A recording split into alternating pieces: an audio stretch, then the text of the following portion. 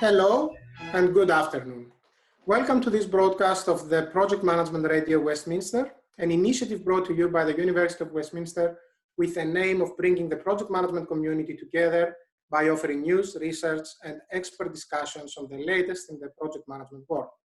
Our audience can participate by sending questions to our guests via the chat function.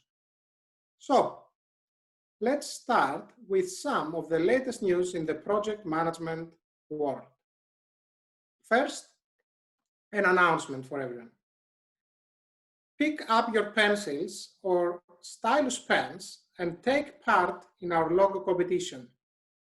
Put on your creative hats and design the logo for our project management radio. We will announce the prize details and the specifications soon. So stay tuned, and your logo might be the one we will be using for Project Management Radio Westminster. When we think of books in July, we see ourselves reading by the sea. Getting there might be more challenging this summer, but the value of a good book remains the same. The Book Club is an initiative led by Dr. Nick Lambrew and Himanshu Jain to promote the Master in Science Project Management at the Westminster Business School. The Book Club will be online for the time being, but will have a physical presence later. The initiative is to commence in July 2020, and the book Virtual Leadership by Penny Pallan will be the first to read and discuss. As social distancing becomes part of our lives, construction industry seeks solutions. Two newly developed face shields promise to facilitate the transition to the new normal with minimum disruption to operational effectiveness. Manufacturer Wycombe Engineering's full face visor attaches to standard side safety helmets produced by JSP or Scott. The company said the shield can be sanitized and reused multiple times, and that the two key components, a flexible acetate sheet and a retaining headband, can be replaced or reused separately. CE and BSI safety certifications are pending though. Helmet maker JSP, meanwhile, has launched its own cuff guard face shield for construction workers. It says the shield can reduce the likelihood of any exhaled airborne droplets directly contacting the wearer's face, and they also discourage the wearer from touching their eyes and face. It will also help protect the wearer if an unavoidable two-person task is required in a restricted area, something that is highly likely to happen in construction. In other news, Bank of England asked banks to prepare for a no-deal Brexit, but in an interview with the BBC, Nissan's global chief operating officer, Aswani Gupta, warned the company will not be able to stand by its commitment to the Sunderland plan if the UK left the European Union without a deal, without a trade deal that would enable tariff-free EU access. Nissan has already invested billions of pounds in the plant, and the plant has 7,000 workers. However, 70% of its production is sold in the European Union. As more people start to return to the workplace, a new survey by Association for Project Management reveals that the majority of project professionals feel that their main project is causing them stress, with many expecting even more disruption to projects due to the ongoing impact of the coronavirus pandemic. The survey of project professionals was carried out for APM by research company Census Wide, and it was taking place ahead of the Mental Health Awareness Week last month. The survey discovered that over 63% of respondents are feeling stressed due to issues relating to their main project. The key factors causing this stress include poor work-life balance, cited by 40% of the respondents, unrealistic expectations, cited by 1/3, and having too much to do. We have all been there, isn't it? The survey also reveals that over 1/4 of the respondents don't think their workplace is doing enough to support the mental health and well-being of those responsible for managing and delivering the projects. Finally, in another recent survey, JCURV, in partnership with the Agile Business Consortium, surveyed over 150 people covering executive, heads of transformation and delivery, and project teams to understand what learnings could be taken from how companies have responded to the COVID-19 crisis. What lessons can we learn that will strengthen agile ways of working? Their main findings are that COVID-19 has forced many organizations to operate at unprecedented levels of pace in order to adapt. Organizations have been able to achieve this by radically changing the way they manage change using agile principles. However, their overwhelming concern was if these learnings and practices gained from the crisis will be sustained as the world returns to some level of normality. Is the agile the appropriate response in the COVID-19 era? Which are the main challenges in its virtual application? Does going agile mean that we don't have to plan anymore? Is it only for IT projects? This and many more we will be discussing with our two guests. I'm delighted to welcome two agile experts, Jon Spruce from Agile Center and Dr. Islam Choudhury from Kingston University. They will share their experience and thoughts with us.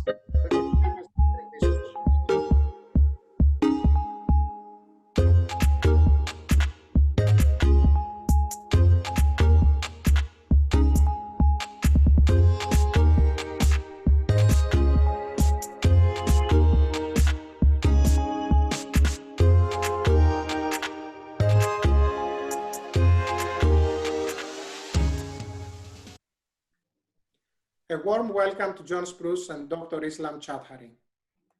So, gentlemen, could you please start by introducing yourselves and what you are doing these days? Let me start with Jon. Hi there, I'm Jon Spruce. I'm an enterprise agile coach and trainer. I'm working with Agile Center, it's a firm we set up about 4 years ago. We deliver training and consultancy to large organizations such as banks and the government. We tend to help with large-scale transformation, working with all kinds of interventions from IT through to hardware and everything in between. Thank you for having me today. Thank you for being here with us, Jon. Islam? Hello, my name's Islam Choudhury. I work at Kingston University as an associate professor. And I've been teaching Agile since the beginning, 1995, when DSDM started. So I was part of the DSDM group. I'm also now one of the directors on the Agile Business Consortium, which used to be called DSDM. So Agile Business Consortium is basically knowledge behind the Agile PM training. So we're moving more towards Agile business agility as well. And we've also written lots of articles, and there's also a pocket book on remote working. And we found out that Agile, people have been doing remote working that we're dealing with now. So it's almost like a force majeure. Everyone has to do it now, and we have to find better ways of doing it. Thank you. So both of you have been involved with Agile Project Management for a long time. May I ask what attracted you there? What made you show a keen interest on Agile? And do you have a preferred Agile approach, Scrum, Kanban? So Jon. Yeah, so I was working very well a while ago in sort of software development and then into marketing. And I realized that if the work that we did couldn't be turned around quickly enough so that clients could get feedback on the work we were doing, and then our customers couldn't actually use that stuff easier, then the delay that we'd get, the cycle we would get to get back would actually be too long. And so we'd launch stuff into market and it would be too late or too expensive or not relevant anymore. So working in that sort of inspect and adapt cycle where you're constantly planning and you're constantly working towards the right target, it was something that naturally we kind of almost fell into. And then there was a name for it and it kind of worked really well, and we adapted these kind of processes. This is going back 10, 15 years. Moving into the kind of which framework and which approach for me works really well. I've used lots of different scaling frameworks and lots of different agile frameworks, and Scrum ultimately is the one that sort of always seems to resonate very well. You have a lightweight scaffolding and framework around things, which allows people to work in a very driven way, which is inspect and adapting cycles very quickly, not only just looking at the product, but also looking at the ways of working. And that continuous improvement angle, I think, is one of the most important parts to it. And having such short feedback loops on both the planning and the delivery gives actually a huge benefit to the customers and to the people working in it. So that's the one that I tend to sort of feed onto. Thank you. And Islam, what attracted you? Yeah, no, I've always been interested in agility and doing what works as quickly as possible and effectively, efficiently, and productively. So from the beginning, since 1995, I've also worked with Jeff Sutherland, who's one of the inventors of Scrum. So I've written the first paper as well. I've always been interested in Agile since then. I'm working with Agile PM now, Agile Project Management, which is a course that's done with the APMG, but also the knowledge behind it we developed over time, and now we have the latest version. So I think that in terms of Agile, the main thing is we have the empirical measurement, we have transparency, inspection, and adaptation. And there's a two-way trust. The people, the team, are trusted by the project manager to be productive and do their work.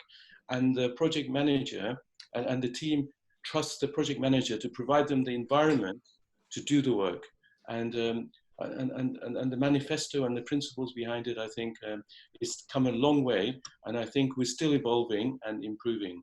So I think Scrum, like Jon said, is a very important basic approach that I think the whole world has embraced, and we have to continue learning and evolving and getting better at it. And also, I think Agile PM is very good for bigger organizations who need more structured roles as well. And Kanban, I think, can be used all the way through. I think when Kanban was introduced into Scrum, it's just changed everything. And we have excellent tools to help us with that. Thank you. I mentioned earlier, going through the news section, the recent survey by JCURV and the Agile Business Consortium. So the research finds that companies are kind of pushed by the COVID-19 crisis to become more agile, to increase their agility, and they adopt more and more agile practices.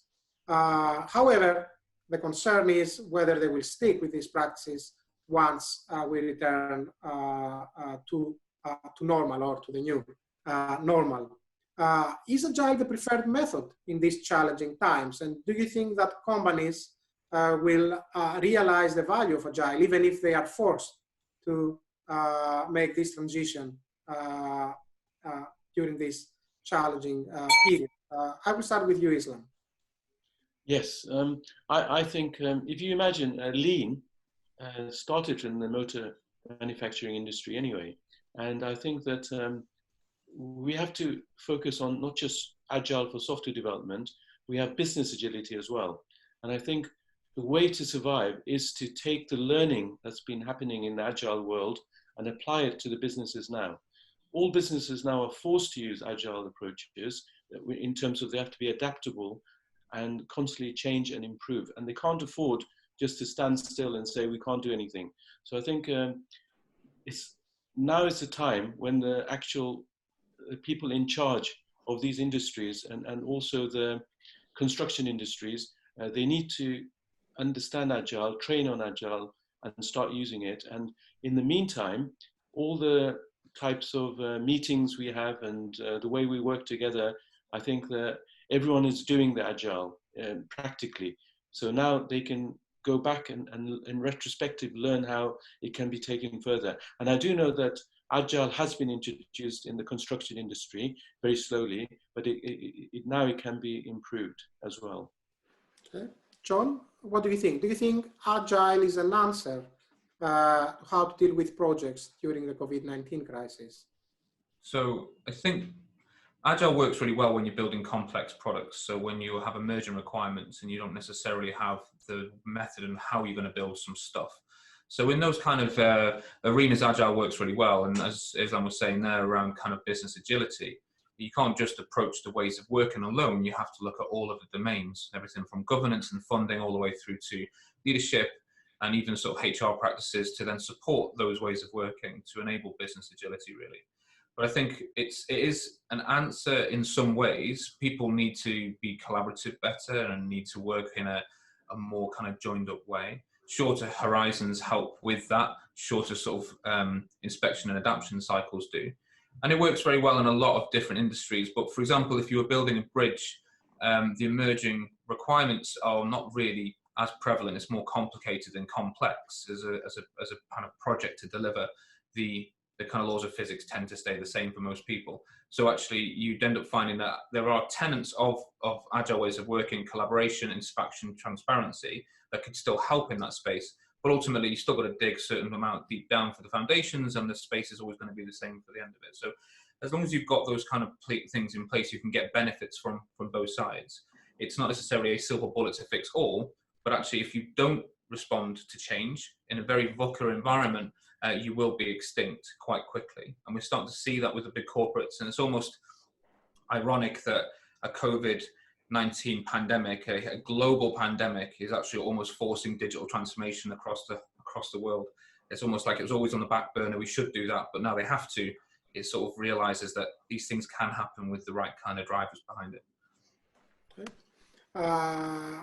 So you both mentioned that Agile is a response, is an answer. It's not one size fits all, or is not a solution to all the problems, but it's helping. How difficult it is to move Agile projects online? The way many people have Agile in mind seems to involve collocation, people sitting together in a common space, sharing a nice lounge, and having all their post-it notes or their graphs up there, full transparency, as you mentioned already. So how do you take this and move it to the virtual working environment? Jon? So I think you're going to still always get the benefit of being co-located. So if you're in the room together with other people, social distancing or not, you're going to get the benefit of body language around sort of the over kind of hearing kind of thing, the eavesdropping and stuff. But ultimately, if you are not able to do that because of whatever reason, then still having a cross-functional team is important. Having a team that can deliver end-to-end value as its own kind of unit of delivery is an important piece. What you then do is look to leverage technology to support you. So webcams are really important. So ensuring the infrastructure is enabled within your organization to support that kind of working, to enable that we have things in there like Miro or Mural, which are tools to allow for online collaboration and whiteboarding. Tools like Jira for tracking work items, or Trello for tracking work items, allows you to at least have the visual representation of the work instead of post-it notes.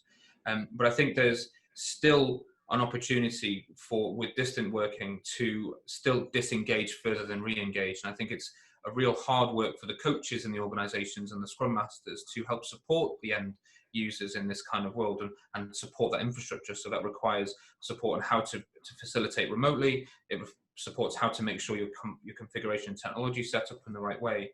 And then you can leverage the tools that are available to allow this to continue working. So you still have the unit available of work, but actually you're enabling people to do that through technology. And we've had this with distributed teams for quite some time, but you can still get dysfunction with that, even with a distributed team all working together in one, by not having enablement. So for example, some of the teams we worked with within large banking organization, they had 2 different teams in Pune, in India, but the infrastructure wouldn't allow them to actually connect to each other because their lines were too weak. So one of the large interventions there was about upgrading the infrastructure to support that video conferencing. So those are the type of things. It's all well and good everyone's working from home, but actually if they still need to have the support from the organization to enable that to happen. So thank you very much. So Islam, I know we have a discussion earlier, and I know you have very similar thoughts on the value of infrastructure. Is infrastructure the #1 enabler of this transition? Yeah, firstly, the mindset is very important, that people understand the agile way of working works whether you're co-located or remote working. So I would call it virtual face-to-face. So we said that face-to-face is the best form of communication. And teams have to work together. They need to work together in terms of, there's the 3 C's we have to think about: communication, collaboration, and coordination. Those are the things that need to happen, whether remotely or co-located in a room. Now, we know in the past that agile teams have been distributed, have been working all over the world, So this remote form of working has evolved into better and better quality. And one of the issues for remote working is extremely high quality video. It's very important to make it as close as possible to real human interaction. So infrastructure is very important. And I feel now with this COVID issue, I think every individual, whether they're working or not, should, whether they're working online, they must, really identify and find the best type of technology. So just like you invest in suits and traveling and everything, every person needs to invest in good quality technology, Wi-Fi, good technology, cameras and lighting, and good room. And so they need to create this atmosphere they have in the office at home as well. So I think this thing about knowledge sharing is important. So how do you share knowledge amongst all the different groups living everywhere? How do you do large group discussions? How do you do, so one way is to, just like in real organization, we could do teams could be teamed up into, these teams will meet up regularly. Also, I also feel that, we have to create a new social discipline for online working as well. We've got lots of learnings that we've had over the years on all the different, there's even a book written by the Agile Business Consortium on remote working. It's a little pocket book, which is really useful. So infrastructure is important, social discipline and identifying new ways of working. And we also need agreements as well. So we start off with, everyone agrees that we have to do remote working. So what are agreements? What disciplines are we going to create from that as well? We have to have, when people are working online, everyone has to take responsibility of being actively involved and take part in this work and not just take a back stand. Before you do the meeting, it should be taken seriously like a real meeting. I think also one of the other things is when you do real communication, there's formal communication, informal. So this video conferencing could be the formal, but the informal one is the thing we're going to miss the most. But I think still, all of us have mobile phones and we can do WhatsApp call, video calls to any one of our team members anytime we want. So that will map to how it happens in real life. So what we're trying to do is whatever we do in real life, we try and map into the virtual world. And I think we're getting better and better at it. And just one more interesting thing, I think for the future, I think we're all going to go into holograms as well. So just like you see on TV and movies, there'll be holograms of everybody. There'll be virtual, 3D, reality video conferencing. But at the moment, we're in the video phase. And if you remember at the beginning, when we did video conferencing, it was very difficult.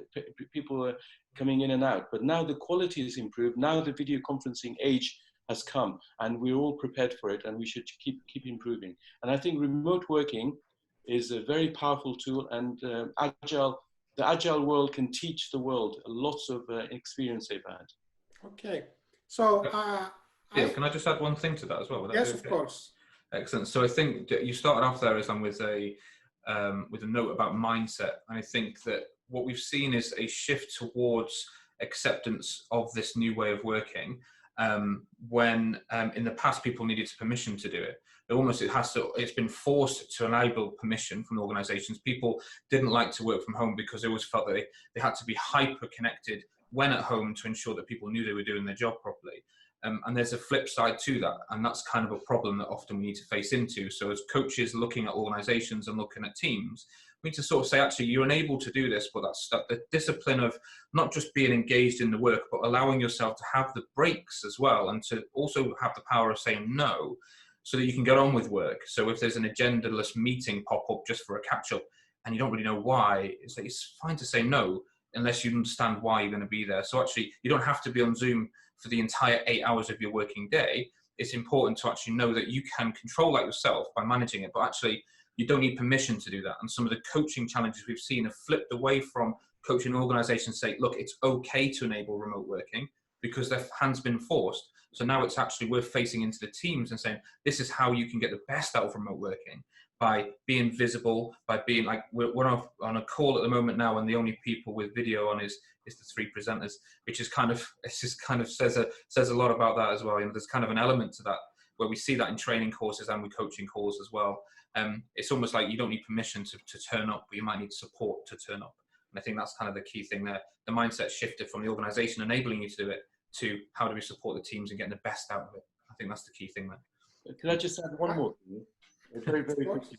Because it's one of the issues, the reason why remote working and people working at home wasn't established before is because of the organization couldn't trust their people working that they'll be productive and they'll do the work.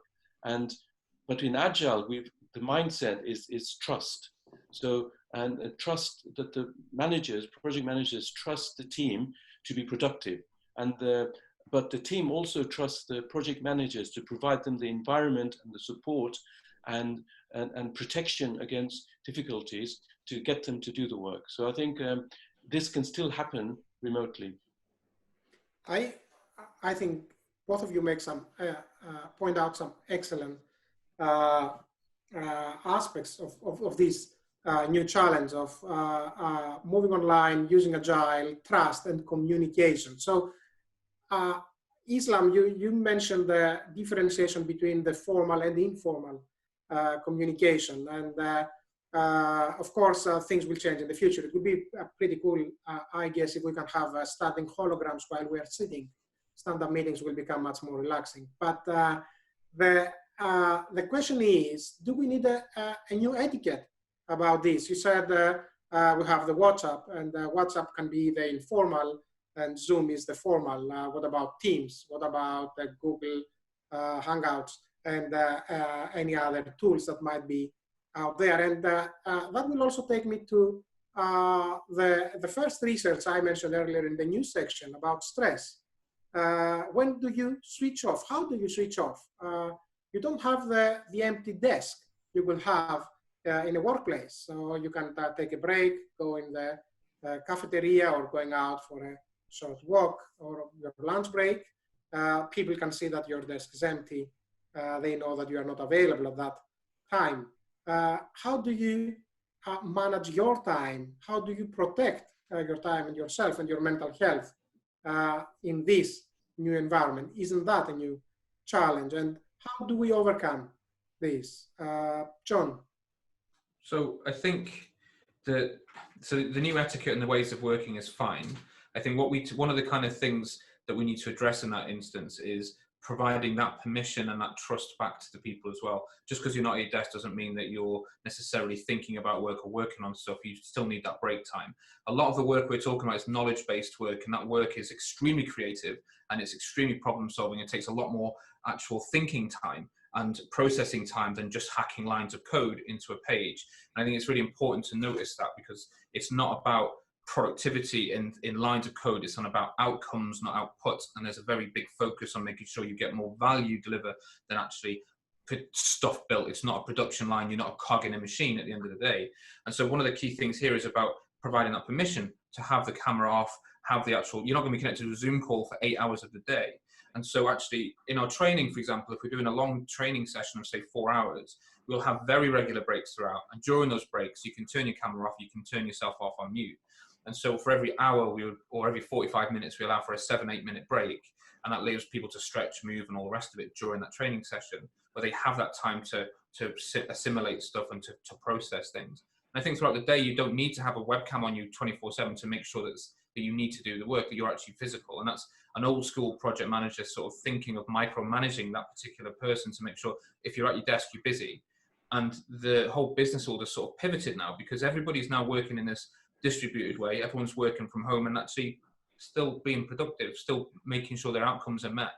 And so you do need to be you need to be even more vigilant with the meetings that you can say no to. You need to be even more vigilant to ensuring that in your diary, you block out time for breaks. Like if you have a standing meeting between 12 and 1 for your lunch break, no one can book time in against it, and it allows you to do that. So there are techniques you can use to ensure of that, but it does come back to that self-discipline and ultimately down to the trust that you have with the organization and your leads. So a Scrum Master or a coach can help support that team to say, look, it's okay to take time out because we're not paying you to do so many widgets. We're paying you to make sure there's outcomes met, and we're trying to hit those valuable things that are delivered. So it's important to safety. And I'd say the mental health side of things is really important, because there's a huge amount of stress on people then making sure they have to show up and almost, like I said, be hyper connected. Like, answering Slack on this thing every 5 seconds it pings, or WhatsApp messages or whatever. And actually it's okay that there is a level of self-discipline needed. And actually people don't know how to manage that. And that's a coaching opportunity and improvement opportunity. So that helps you with that. But I think each individual person needs to take ownership for their own time and for the work that they do. That's kind of the thing that we're looking at there. And it comes down to what Islam said before about a trust-based relationship, which enables the organization to trust that people are doing the best they can with the tools they have, with the best intent. And they don't have to be watched like they would do in the Industrial Revolution times, where you're in a factory and you've got to make sure you're punching so many widgets through a machine. It's a very different kind of mode of management these days, and it's a very different type of work that needs to face into. Thank you. Islam, any point? Yes, I think the main issue is autonomy. One of the things we talk about in Agile is empowerment, empowering the team to get on with the work that they self-select, and they are aware of how much work that they can do, which is agreed at the beginning of any sprint, in the sprint planning. And remember, it's all about, and beauty of Agile is estimation, and we can create these estimations. And in terms of how much you have to talk to people and discuss and have meetings, Agile has the same answers as well, in terms of we have a daily stand-up, and the stand-up, because it should be only 15 minutes. So every day you work out what you've done before and what you're doing and what you're going to do, but also any problems, and those can be sorted out. In terms of meetings, you organize what sort of meetings you need, and then you do that. So everyone is empowered to get on with the work. And the beauty of the Agile project management is inspect and adapt mentality rather than micromanagement. So what we do is the people get on with the work, and as they're working, you have the burn down charts, you have the work remaining. We can see continuously, we're using the tools and techniques. And then when there's a problem, this is where you have the intervention with the Scrum Master or the project manager. You manage by exceptions. So it's the same thing. We shouldn't one thing I found out is that lots of people constantly want to do loads and loads of meetings for this. We're going back to our old ways where, we have to do meetings for the sake of it. We have to meet up. But I think that this monitoring should be done with the tools that we have. And we have several tools, Jira, Kanban tools, all the Kanban tools, all the other tools for monitoring and checking. So the beauty of Agile is this empirical process, and that empirical can be measured using the tools. And I think each person, each team member will work and update that work up to date. And then you have a review at the end of the sprint, and then a retrospective. And then the beauty now is we're really learning and evolving. So the retrospective is going to be one of the biggest important aspects, I think, for the next few months on, how can we improve this online way of working? Mm-hmm. That would be very interesting to see, and a useful lesson for everyone. So let me move a little bit away from the current situation, and I would like to hear your views on some common misconceptions or stereotypes, if you want, around Agile project management. I vividly remember one of my postgraduate students last year, an Italian student, telling me that Agile is becoming very popular in Italy. When I asked him if there is a specific reason for this popularity in Italy, he said, you ask people if they have a plan, and they say, no, we don't have a plan, we are Agile. A common misconception is that when you're Agile, you don't really need to spend too much effort or time planning. Is that the case, Islam? Yeah, so there are several myths on Agile, and one of them is you don't need any planning. Another one is you don't need any documentation. So all of those issues. And what we need, and the word that Agile uses, is just enough. So in terms of planning, what we have is we do an overall plan. I think the COVID situation shows us the real complex, changing environment that, people in the past, we have this idea of budgets, yearly budgets. This system is so outdated and it totally doesn't work. And you have to have more regular planning. So what you have in Agile, in terms of planning, you have an overall plan, where you say, these are the type of things we're working towards. Then we have incremental plans. This is a bit more detail. And then we have the actual time box sprint plans. We say in Agile, the mindset is defer detail to later. So that in planning, we do our overall planning, and also in terms of documentation, you need just enough document. The reason why you have documentation, you have to look at the reason behind it. And the reason behind documentation is to monitor and transfer knowledge and see what date everyone is, what stage everyone is up to. So in terms of documentation, it should be lean and it should be timely. Lean and timely means that it gives you the information that you need at the right time. In the past, people used to write millions of documents and just communicate through documentation. Documentation isn't just to pass on communicated. Documentation is used to progress the actual development of the actual. So there are lots of other myths as well. And I think we have to teach Agile much more appropriately. And I think that the courses that we have in Agile is really good. And I think majority of people, as soon as they think of Agile, they should try and do a course on Agile. And the simplest ones are the ones on Scrum that's done online. You can go there and do a full course and do a certification very cheaply, and it will teach you the real mindset. So that's why I said the start off is you've got to understand the Agile mindset. And these are all the principles that we teach during the courses. And once people have got it, then it's a total transformation. And I've seen real people, I've seen people who work in Agile organizations after they've done the real understanding and they've experienced it over the years and improved themselves. And they are really successful because they're using the principles, the philosophy, the understanding behind Agile. Once applied properly, it works. If you try and do Agile and just pick and choose whatever you want, and then they say it's not working, but you've got to understand it fully. And I think training and coaching is very important in this time. Thank you, Islam. So, John, do you agree? Do you spend time planning with Agile? Well, yes, I kind of agree. I mean, from a project management perspective, there isn't a massive Gantt chart necessarily. You have emerging requirements that come along. You have a target of intent. From a budgeting perspective, you have a fixed cost, which is the team. A team doesn't change and swap and change for each different phase of the delivery. They are the fixed team. And if they cost a fixed amount per sprint, you just know how much money you have, and you can say, well, we'll deliver as much value as we can within the 10 sprints we have budget for.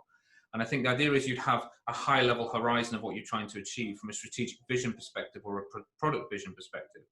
And then the product owners that work with the Scrum teams and the Agile teams set the value and set the why. And actually the things in the backlog, anybody can put stuff in a backlog, but actually the product owner owns the prioritization of that work and making sure that the most important things are near the top and the most refined things are near the top as well. So if you're looking at, say, we have a 6-month delivery, we kind of hit a targeted delivery date because we have a deadline date for some legislative change that has to be in place. You have to work backwards from what's the most valuable piece of work to do in those kind of things. And say, actually, here are our big chunky items we might do on a month-by-month basis, but in reality, we don't know what we're going to hit on a month-by-month basis because we really don't know what we're dealing with here. As an emergent requirement might come along, we might just whip it into a different type of technology platform or a different type of delivery. And you learn as you go. But the idea is you have a broad kind of idea that then devolves into smaller amounts of planning. And if you're down into a sprint, your sprint time box is usually about 2 weeks, can be up to 4. But for a 2-week time box, you've got a high level view of these 5 or 6 things will be delivered in that time box. And then you're planning on every single day, as Islam was saying with the stand-ups, to say, actually, are we still achieving that thing that we said we would do? Do we need any more help? Are we blocked by anything? Can the organization help us? You're having those conversations all the time. So you've got a daily planning, you've got a fortnightly planning, you've got your iteration planning. You've actually got more planning than you've ever had before. And actually what you'll find is the flip of control goes away and moves into more value outcome driven delivery. So the product owners don't just sit there and say, do this thing for me by June. They're involved on a day to day. And the problem with that is that you also need to have a flip in the mindset shift on making sure that those people are available to work in those days. Rather than beasting the team and say, get it done by Tuesday, they need to have a servant leadership approach and sort of think about, how can I support you to get whatever you need to get done by Tuesday? And it's not a case of, I'll give you pizza and you work the weekend like in the old project management world. I'm a recovering project manager. It's been 15 years since my last Gantt chart. And it's kind of one of those things, right? So actually you put the control in place, but actually it's not about control, it's about trust, and it's about empowerment. You can't empower a team to deliver work and then tell them when it's going to get done. They tell you when they can physically achieve that. And if they don't know enough information, they'll either investigate it further or ask for further clarification. But because the work they're doing is so small, the items of value are 1, 2, 3 days worth of value, and they're getting 5, 6, 7 of those done in a sprint. Because you're doing so much planning all the time, and it doesn't mean like erroneous meetings, but lots of value. The product owner can then be seeing if our target was here, but as we've worked out where we're going, it's now over here. Your inspect and adaptation cycle allows you to move towards that goal. So by the time you finish, you've hit it, rather than just, you know, a death march towards that original target and realizing, well, it's no longer relevant, but at least we've hit the change request log. So the idea here is that the notion of no planning exists, and everyone wears flip-flops, and you bring your dog to work on a Friday and you have a barista bar and it's agile and there's post-it notes everywhere. You can't change culture that way. You change it through behaviors, and the behavior is self-empowerment of the teams, trust contract with the teams on that work, and inspect and adapt cycles to enable you to reflect on the products you're building, but also the ways of working. So that retrospection thing is really important.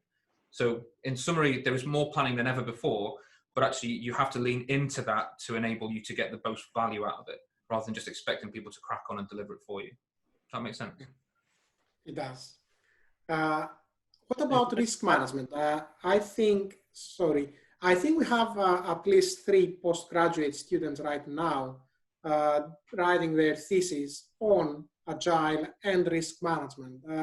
As Agile appears to be a method that welcomes change more than any other method prior to it, many have the feeling that risk management is neglected or is not addressed, or risk is not addressed in Agile project management. Is that the case? Is there space for risk management in Agile, and how risk is managed? Islam?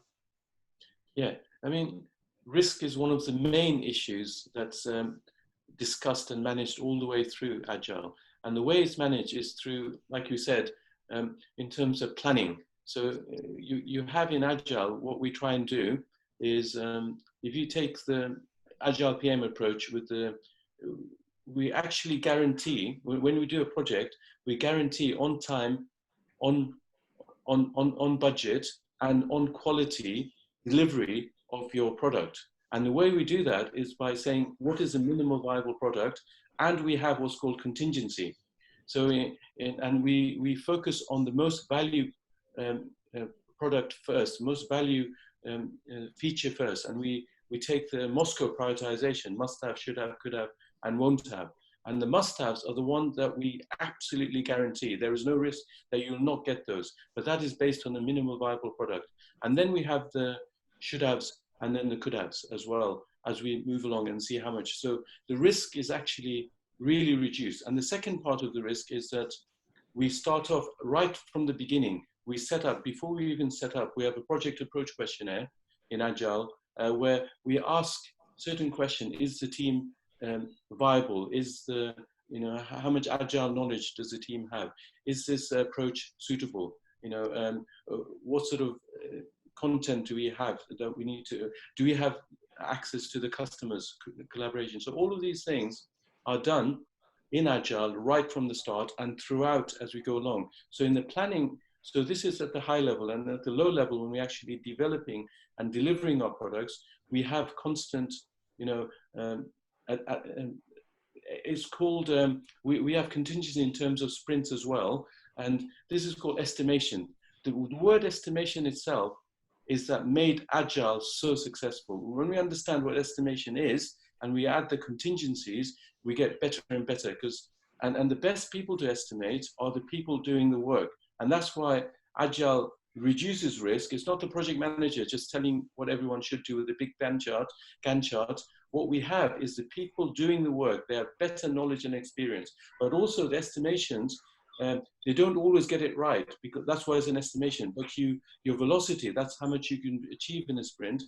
You find out after the next one, maybe you haven't achieved it. That means you've learned, and your estimation gets better each year, each sprint. So just going back to that sustainability, one thing in Agile is burnout. You know, people think that when you work, lots of people burn out, and that's why, you know, people have to really think about their mind, you know, mental state of people working. And what happens in the past is that people have to finish a certain thing at a certain time, but they misestimated it. So what people do, work day and night, 24 hours, trying to finish it. In Agile, we stop that and say we have to achieve a certain amount that we discuss, and then we take it to the learning point for the next sprint. So risk is really one of the most important things that's been dealt with in Agile, I think quite well. Thank you. Jon, do you want to add something on risk? Yeah, sure. So I think there's a few different kinds of risks that we could look at, and I think transparency helps reduce a lot of that and mitigate it early. So instead of it being upfront risk management, these are the risks we think we're going to hit. You're constantly inspecting, adapting, and raising them. And actually, risks can be identified by anybody at any point, and the mitigation strategy can be prioritized by the product owner, whether that's additional learning or whether that's risk mitigation and the prioritization of the work you're doing. The collaborative planning is a key thing. So the entire team estimate and plan the work. It's not just individuals planning at a task level on an hourly basis. I think I do 5 hours, I can do this, and 3 hours of this, and 2 hours of that. It's the entire team's ownership of that particular delivery, because the entire team are delivering it. And actually inside the team, you've also got everything you need to deliver that product to what we would call a definition of done, as in it's able to go to a customer. So you don't develop it and then you pass it to another team to test it, or you don't get a design and you pass it into a team, develop it, and pass it to a test it. In effect, you're creating a waterfall by doing that. You have a smaller team of cross-functional skill sets that can deliver end to end, which means you deliver less work, but it's completely finished by the time you're finished. And the idea is that collaborative planning means that everyone takes ownership of that particular work. For example, if you've got a front-end change to a website that you need to then put in, I don't know, a change to a data collection form, the front-end developer could say, that's a 5-minute job for me. I can just quickly do all these bits and pieces here. But the back-end developer in the team, or the data kind of scientist in the team, will say, yeah, but then the validation of that data into the database will take me 2 weeks. So actually, there is a cross-functional team estimate on the entire size of that piece of work. And we try and obfuscate the actual sizing into what we would call points potentially, or something different in those kind of ways. And the idea of obfuscating it takes you away from that man-hour thinking of that basically that finite estimate that you put in line. And actually, if you don't get it done by Tuesday, like we said, then actually you're in trouble. Actually, we're going to beast you for that, and you need to work late to get it finished. The trust is actually some of that stuff may drop off and you might not deliver it, but because you promised to do 5 things and the fifth thing was the lowest priority, potentially if that doesn't get delivered, the product owner still has value for the other 4 things. And actually you can learn and say, next sprint, we're not going to take 6 things on, we're going to take 4 things on until we can get predictable on the work we do. And then finally, the customer involvement mitigates the customer risk side of things as well. Are we building the right thing? Are we doing it right? Do we have the right level of quality? If you're building it for internal customers or actual customers out in the wild, then you need to get that inspect and adapt cycle quicker.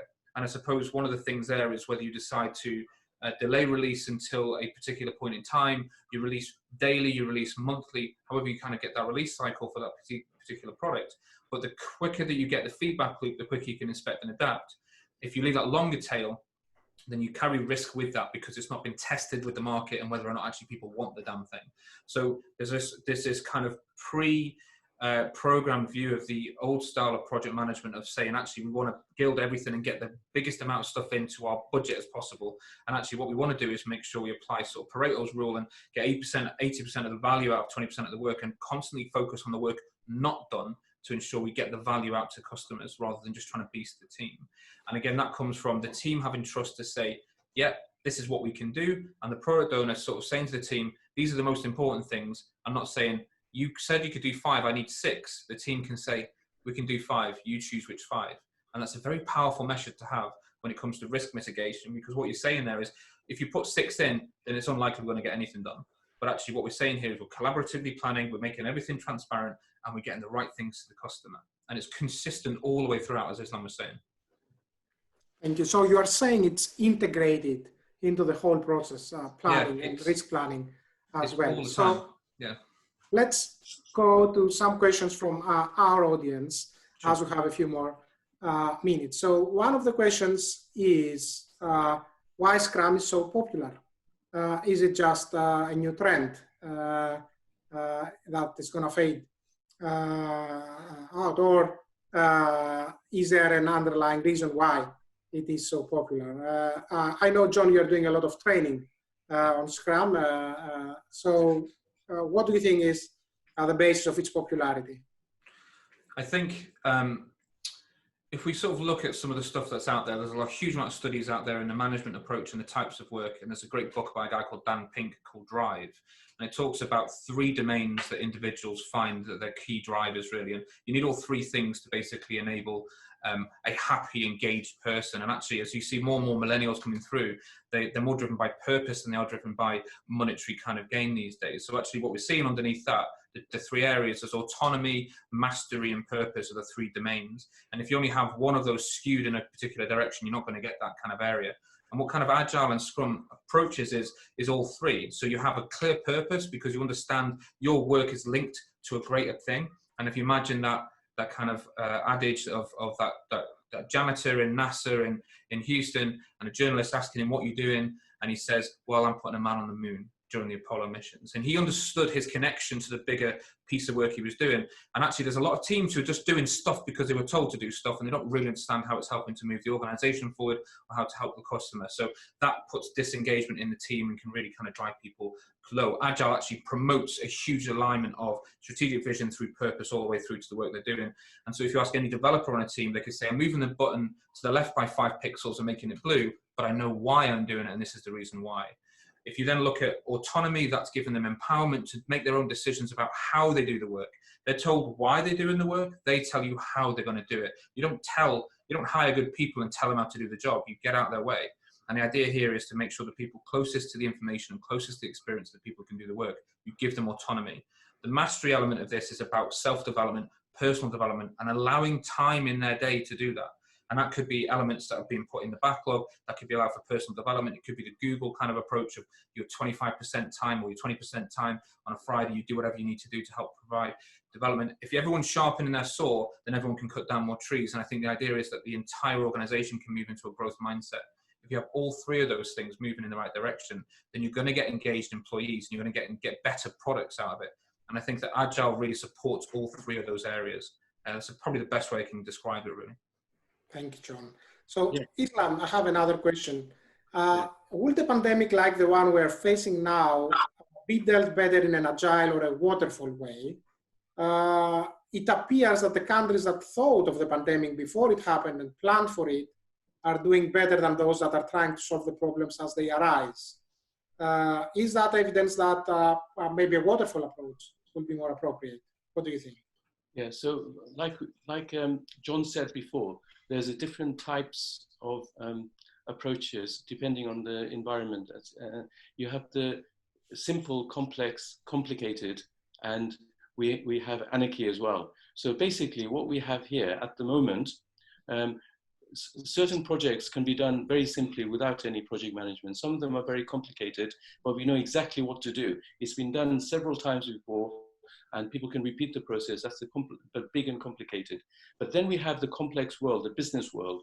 It's very complex, but there's lots of structure and meaning behind it. And we can use, the Agile would be the best approach, not the water approach, because you can't plan for all the changes. And now we're in a situation which is COVID, which is in an extreme version of complex, because firstly, we have absolutely no idea any of the future, what the future is. We can't plan for the future. We're forced to use Agile now, because even if you look at the daily updates on the news, the planning that the government does, they're only doing it for the next 3 weeks. If you notice, this is almost like sprints for 3 weeks and planning for 3 weeks and then the next 3 weeks.